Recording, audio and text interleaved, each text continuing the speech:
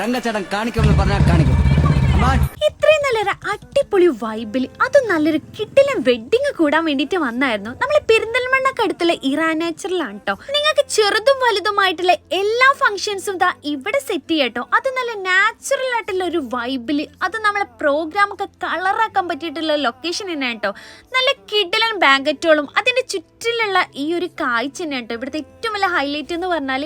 എവിടെ നോക്കിയാലും നല്ല ഫോട്ടോഷൂട്ട് വൈബ് തന്നെയാണ് കേട്ടോ.